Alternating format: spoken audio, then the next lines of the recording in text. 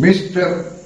Conrado Limcauco Jr., the trustee of government of Coris Administration, discovered that only the 77 Morningstar Foundation can touch the account.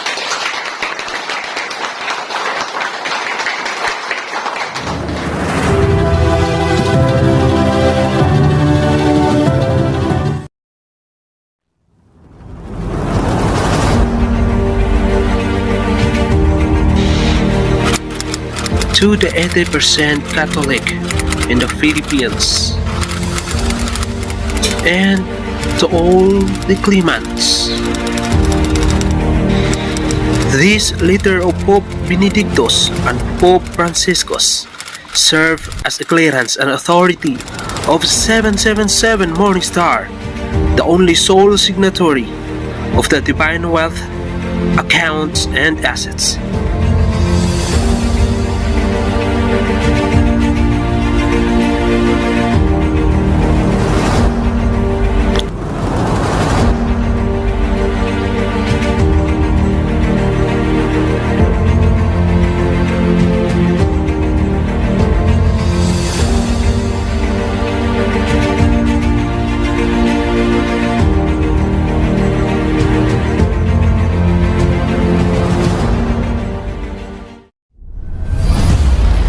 Yes, there is gold. There is Marcos gold. And plenty of it. Wise at last back home. Known only to the high heaven of Credit Suisse and other Swiss banks, because the bank's secret law is authored by my President Ferdinand Edelin Marcos.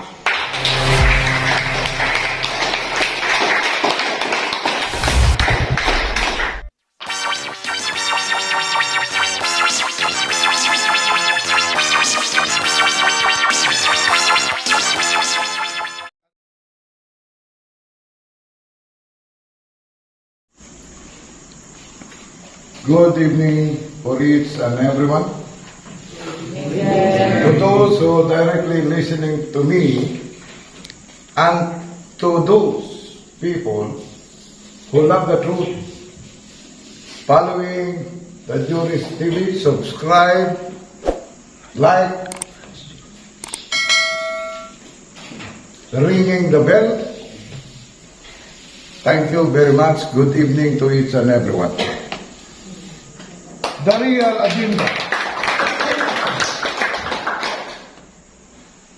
was not the snap election. Rather, it was to persuade my President, Mr. Marcos, to sign documents attesting to the fact that these gold bars and other precious metals and precious stones deposited at different major central bank and fortnight's and other depositories of the world would under the guardianship of this trilateral.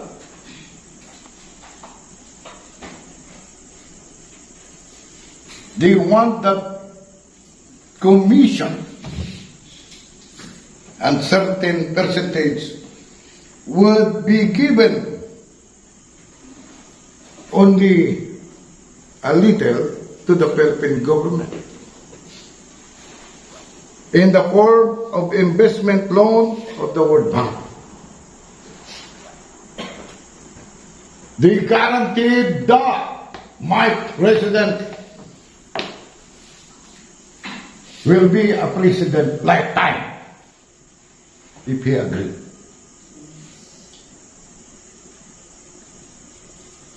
The document subsequently handcuffed or hand-carried because of the importance by U.S. Ambassador at Large, Philip Habib. If you remember that this Philip Habib is the one who started this, which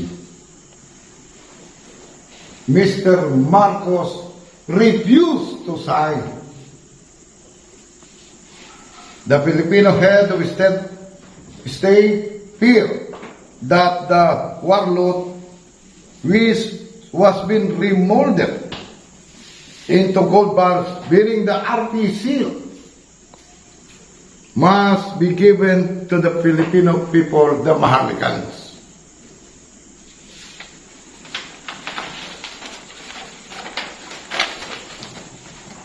The American influence exerted during the snap election and their involvement in the walkout of the computer workers.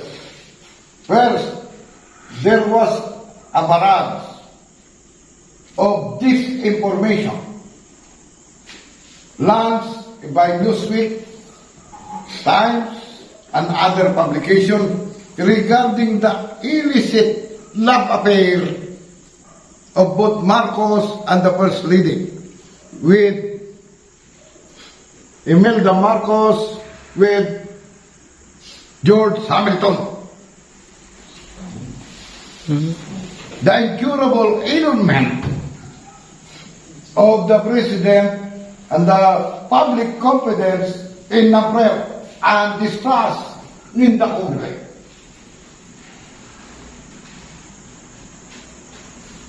Then come the walkout of the computer worker at the PICC.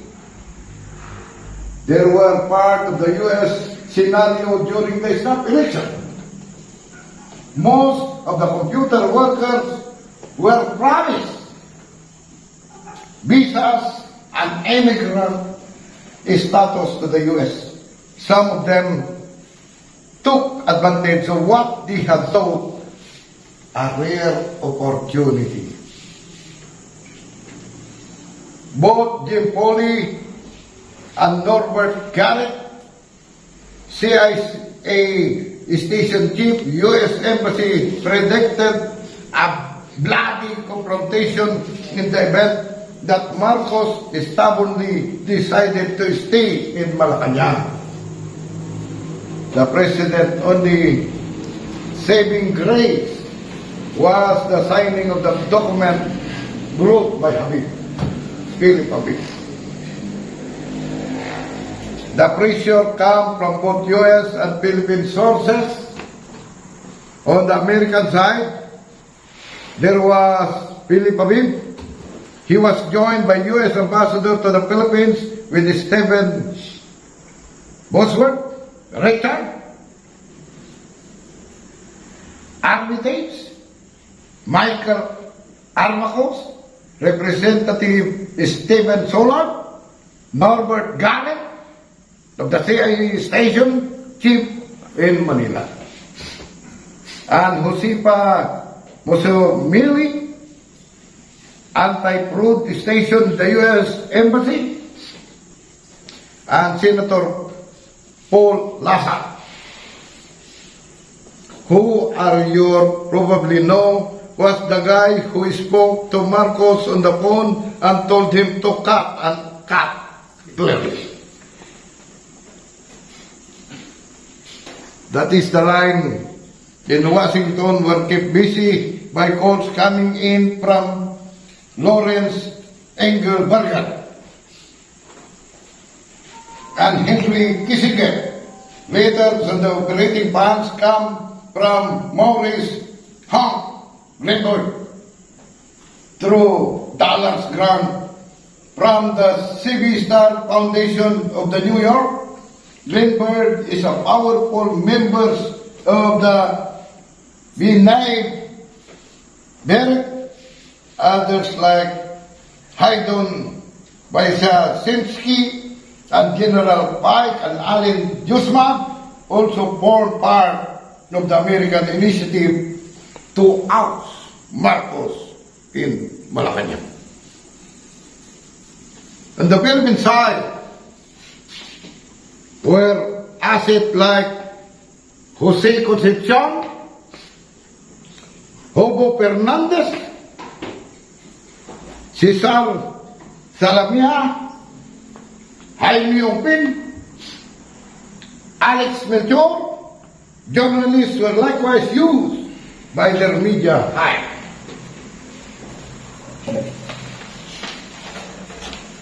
The documents prepared in U.S. contain provision of equal sharing of the gold bars among different countries through their bankers, and the commission transshipped by Marcos to Fort Knox and other depositories under a top secret operation plan called Tuna Highway. Initially, Marcos was supported by commission to implement martial law in 1972 and was even provided with martial law plan. Along with it come a minting plant installed at the central bank premises by Thomas de la Rue Limited of London, and a smelting plant with which to convert the war booty into a new gold bar. The whole plan was executed by trusted nominees by Marcos, who diverted some portion of the shipment to other destinations aside from Fort Knox. This was covered by prescription period of November 1945 to November 1985. In accordance with international law, after 40 years period, it was to be declared finders keeper by the current Pope of the Vatican. Some countries who felt cool by this agreement pursued their claim at the International Court of Justice, which was to mature in 2005. Had my President Ferdinand Marcos chosen to sign the document, he would have remained president for life in the process. He would have received the distinction of being the best president we ever had. In addition, the Philippine share could have paid our external debt, which at time amounted to $24 billion plus, and comprehensive Marshall Plan for industrialization. To date, our external debt plan has summed up to $50 billion according to the latest BSP Bangko Sentral ng Pilipinas figure. Instead, he chose the hard way and very badly miscalculated. He wanted to regroup his forces in the north, but was flown to Hawaii instead. Bring me to Hawaii. But what they heard, Hawaii. The contact between the military camp and the embassy and or Washington during the 4 days of EDSA desperately was always been the standard operating procedure for our military officials to keep the lines open between them and the defense attacks of the U.S. Embassy. Most of our top-ranking officers have been nurtured in the U.S. military school. Some were granted immigrant status in the U.S. while serving the armed forces of the Philippines. Their families were granted entry to to the exclusive clubs of American government such as Josman,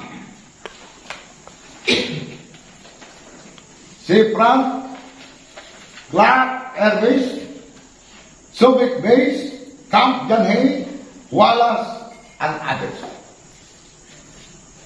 And here, they could avail the clubhouse facilities, golf courses, and other amenities after EDSA, both of the Reginald Marcos General migrated to U.S. There are ones who never resisted the Aquino, Ramos, and really thin forces. Marcos was externally warned not to harm the people at EDSA, otherwise Malacanang would be targeted by U.S. military sources.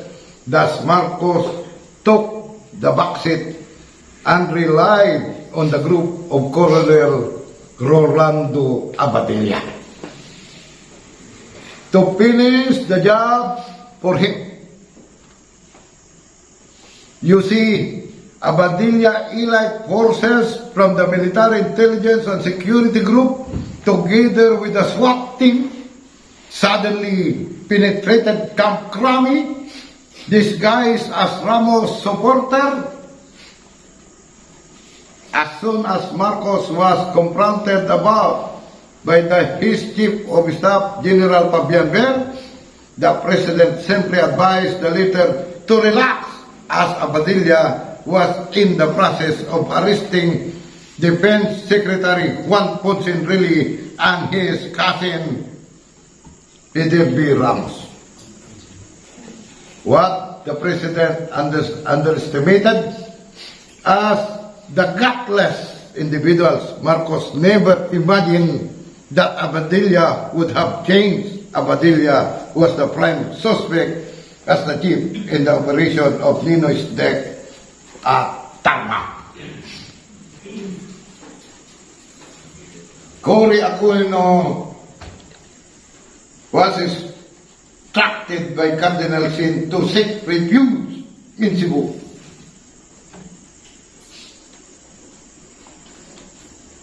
In the convent, as the fireworks were about to start, Cory was to install her revolutionary government in Davao with the assistance of armed forces and her NPA sympathizer.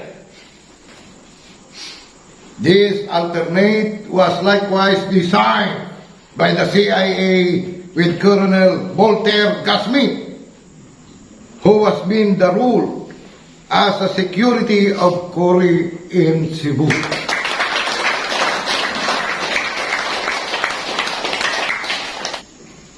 Do I need to continue this?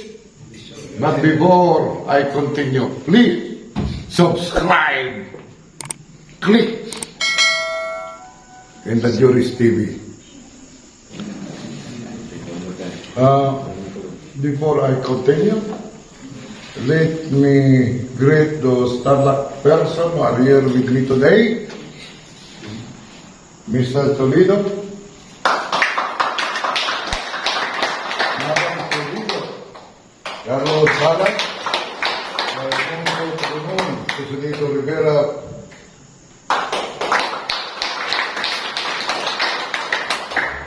so we will become a few leaders later on after the brigade. Before we leave, it's already a Monday. So let us continue.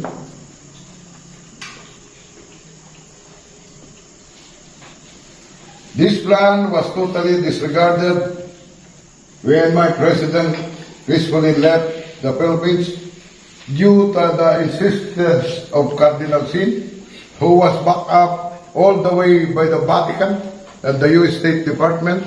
Cory ended up being the sole titular head. What a political swindle. I repeat, what a political swindle. Later, Cory Aquino, instead of leading the newly restored democratic government to peace and prosperity, as he vowed during the last days of Marcos' regime.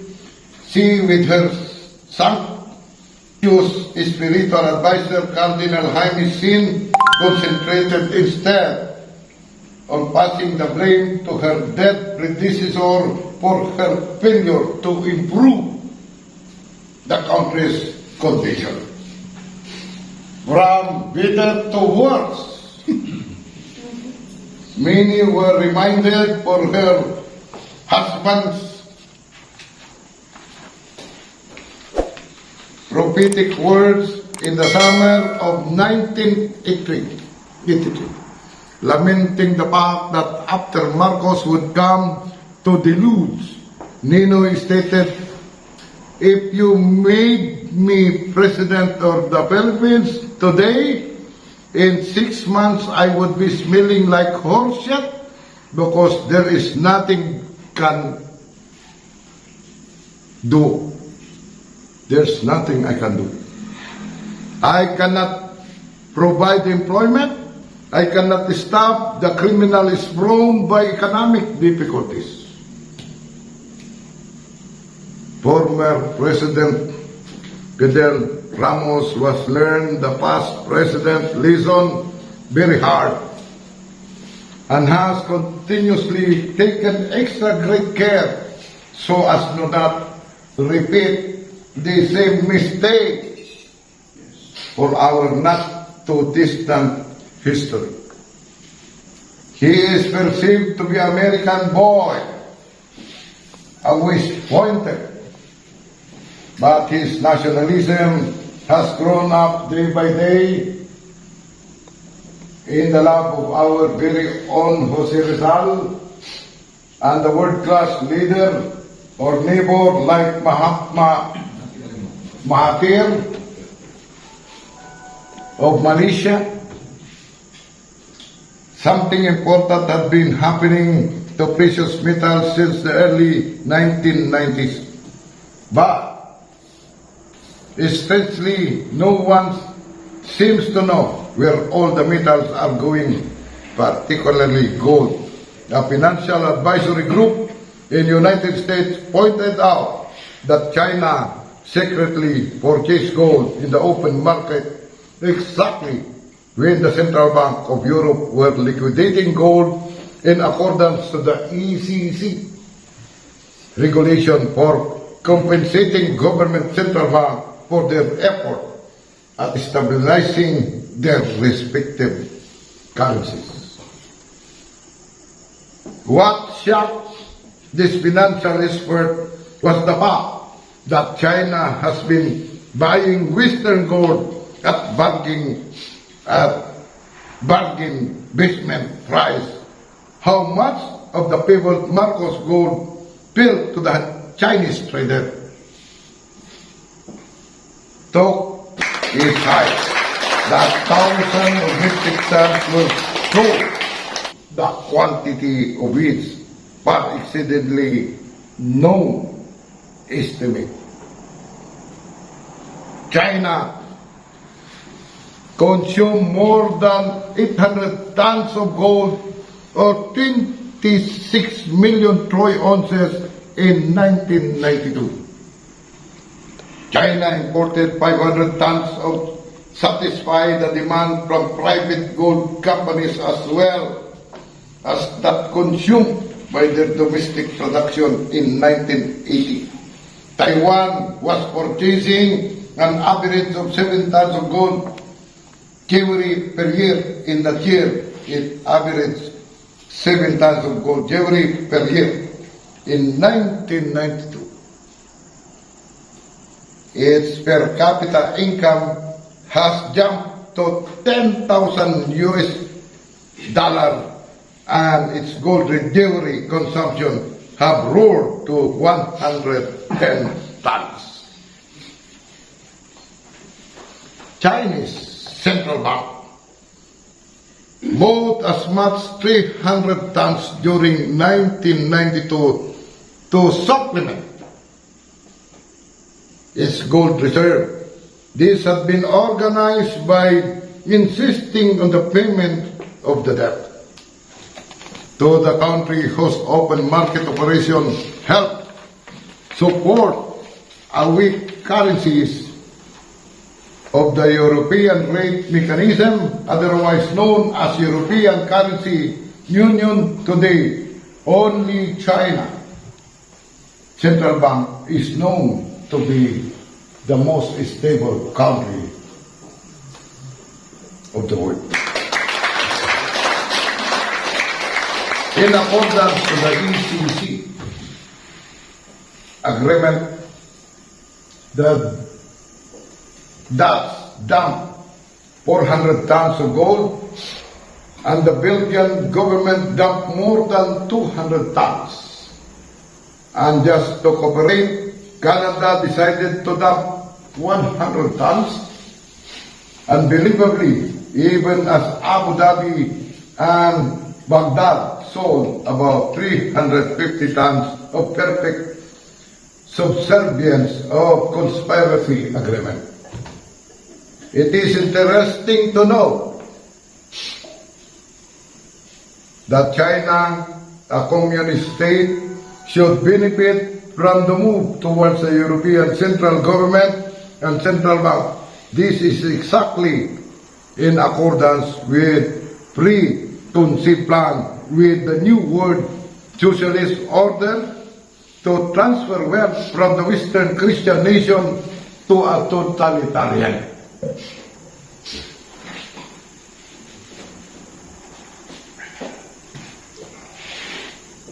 regime. The sham collapse of the Soviet Union notwithstanding, every portfolio should carefully include numerically selected coin as well as good mutual fund. Gold is the world reserve currency, the currency of the last resort over time. It increased the value expected to continue to do so in foreseeable future.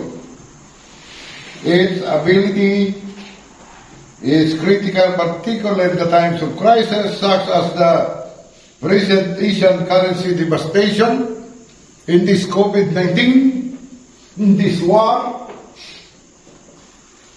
It represents pure power necessary, particularly in these times of spectacular attack, and keep reason for the Marcos Gold issue once again becoming a hot news to each individual all around the world.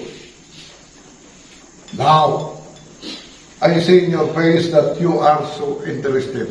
Share, click to the jurisdiction. If you really care, our people share this ultimate truth. In truth will set us free. Okay, let's continue. Don't forget to subscribe. Whether one believes the figure of a lesser figure is not material, given to the magnitude of the entire scenario. 1 metric ton of gold is worth 11 million US dollars. The Philippine annual gold production estimate between 4 to 60 metric tons. The world legal annual gold production, which is regulated by London cartel so as to upset gold prices, as well as the value of currencies of the world, estimated between 1,200 to 1,400 metric tons. So where is the gold? Where is the gold? The lost gas and gold.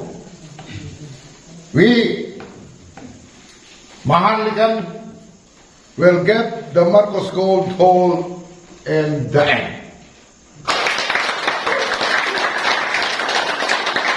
It will not be the Philippine government acting on behalf of Filipino people and Marcos Hills. It will not be the riders and their one-word apparatus. Most stories about the golden treasure are fairy tales, but this one is the ultimate truth that will set us free from the bondage of poverty and ignorance.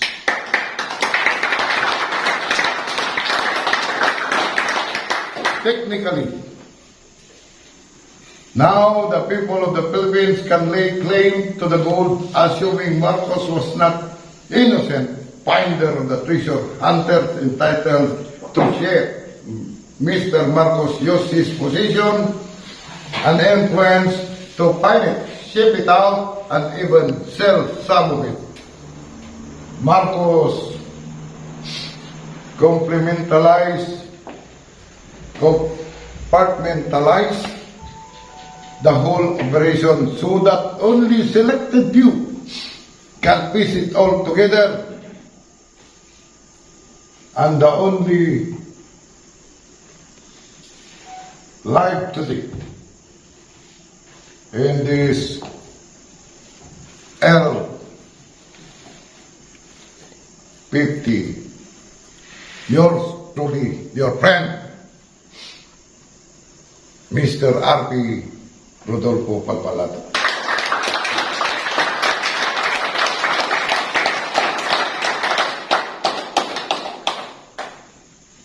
The 7 Morning Star can piece together, managed to assemble Marcos' real operating people, those who have shipped the good out, found the buyer, negotiate the transaction. We have successfully complemented piecing the puzzle all together. That's the reason that the Vatican, the Holy See, the Pope Benedictus, and Pope Franciscus get the nod, the leaders, that we, 7 Morning Star, is a catalyst of change.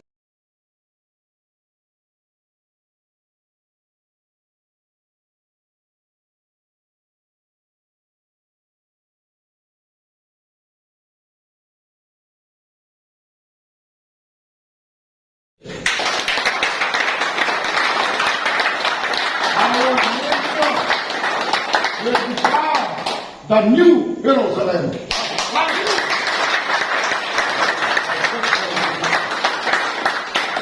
That's the reason why the International Iron Bank or the International Religious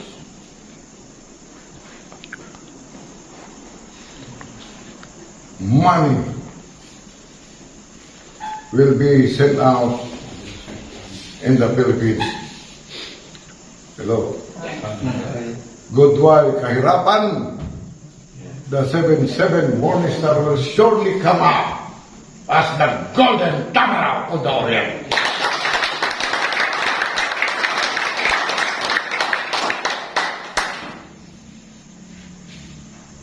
First, do not forget to subscribe, share, so that we'll know your names. Oh, pray for us so that our nation will become the greatest of all.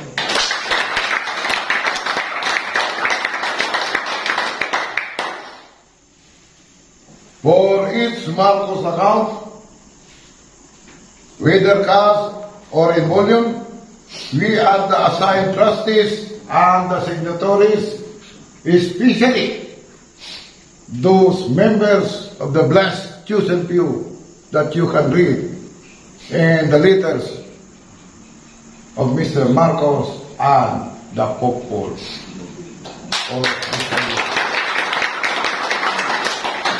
The real Marcos boy or his wonder boy, some of whom do not even know each other. There are secret bank depository agreement, such as access code and security counter sign. Marcos organized was called the Foundation, a network of L50 or people whose task is to manage this asset in the event of his death. In theory, the foundation not would execute his will. At least one of the members of the umbrella inner core hold the topmost secret in the implementation of umbrella has never been tested in action before. Mr. Conrado Limcauco Jr., the trustee of government of Coris administration, discovered that only the 77 Morningstar Foundation can touch the account.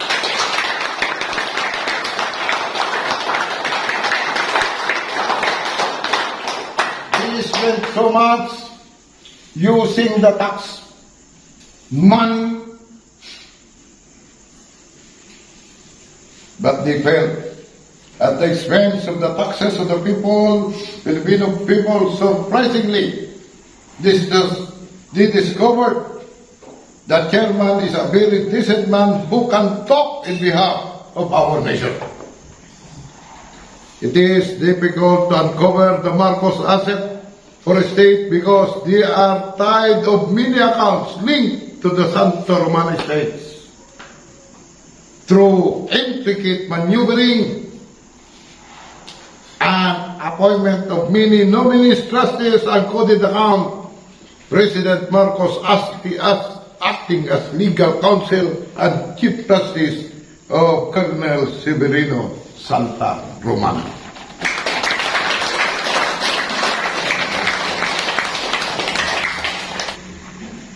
Had succeeded in isolating the nominee or trustees of gold certificate from physical assets, so much so that it's almost impossible to recover them without collecting the various pieces of the puzzle. It was disclosed that the foundation was used to hide the account amounting to whooping trillions of dollars.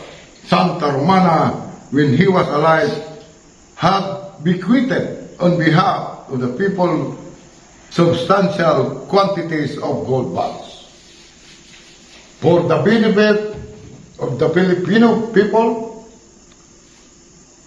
for the Philippines, and for the whole world.